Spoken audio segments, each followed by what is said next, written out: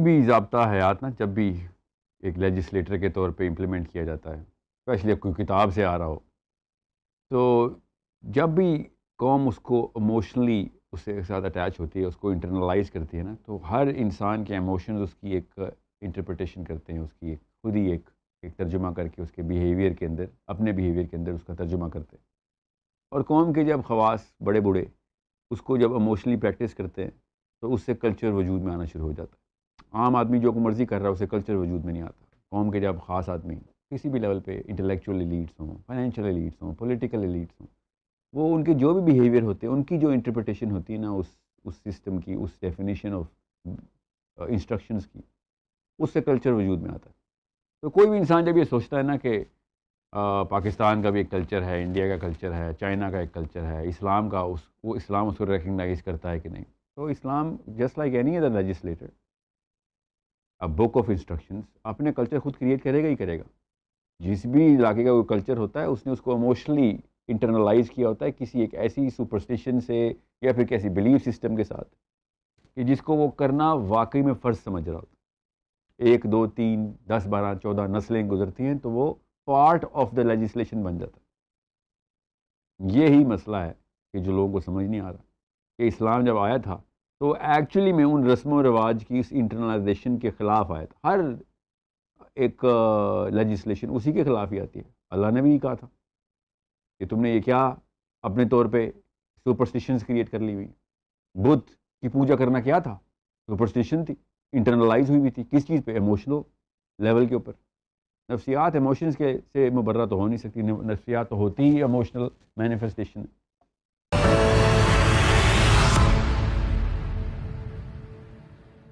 جب بھی کوئی یہ اپنے کلچر کا نام جپ رہا ہوتا ہے نا کہ ہمارا اپنا کلچر ہے، اس کی ترویج ہونی چاہیے، تو اس کو بس بینگ اے مسلم وہ تفریق کر لینی چاہیے کہ وہ فرقان کدھر بٹھایا میں نے، کہ میں نے اسلام کا اپنا انٹرنلائزڈ سسٹم، ایموشنلی انٹرنلائز کہاں پہ پرائرٹائز کرنا ہے اور کہاں پہ کوئی ایسی چیز بالکل اسے طلاق دینی ہے کہ جو اس سسٹم کو کاؤنٹر کرتی ہو۔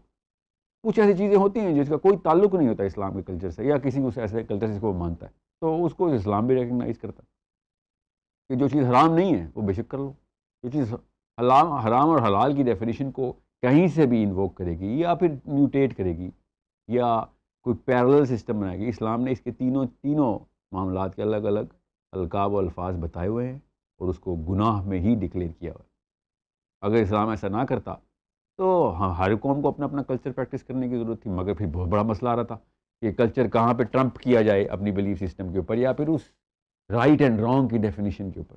گڈ اینڈ بیڈ کو کہاں پہ میں ٹرمپ کر دوں رائٹ اینڈ رانگ سے؟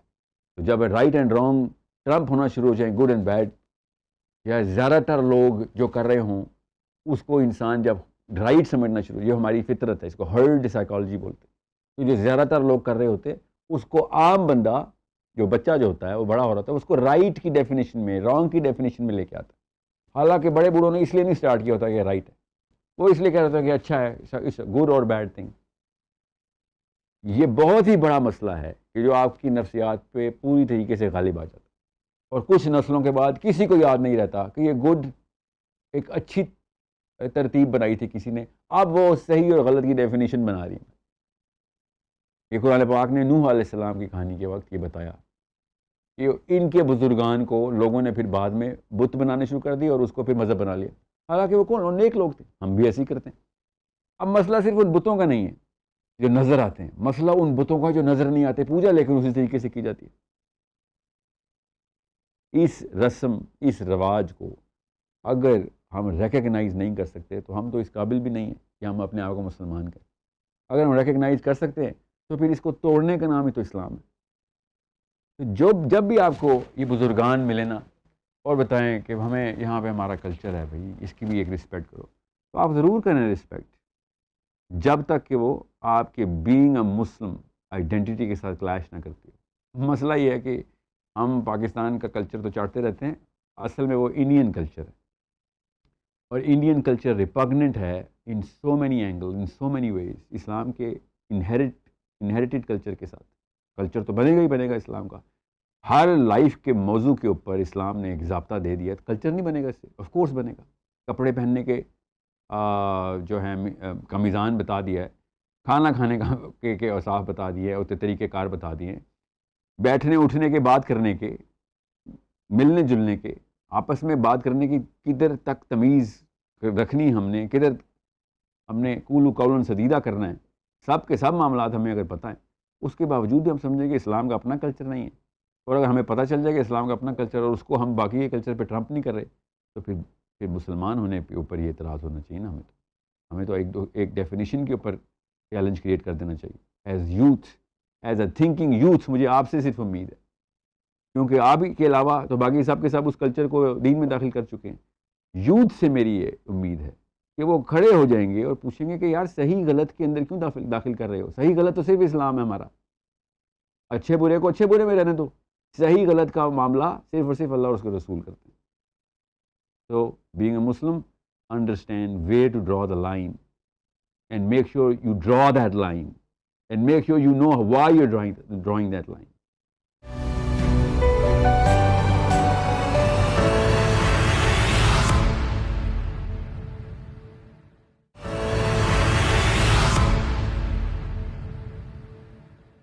ساحل صاحب، سب سے پہلے تو آپ ہمیں یہ بتائیں کہ رسم بنتی کیسے ہے اور یہ رواج ہوتا کیا ہے؟ اب ایک کوئی سا گروہ لے لیں 100 بندوں کا، اس گروہ کے اندر ڈومیننس کی ایک ہائرارکی ہوتی ہے کہ کون زیادہ ڈومینیٹ کرے گا باقیوں کو. جو ڈومینیٹنگ لوگ ہوتے ہیں نا، اس کی وجہ کوئی بھی، پیسہ زیادہ کسی کے پاس، کسی کے زیادہ attraction because of his political Stitcher ہے، جو بھی وجہ سے وہ زیادہ اٹریکٹیو ہے باقی کے لوگوں کے لیے، تو ہم ایلیٹ بولتے ہیں. کوئی فائنینشیل ایلیٹ ہے، کوئی پولیٹیکل ایلیٹ ہے، کوئی could be anything, intellectual elite.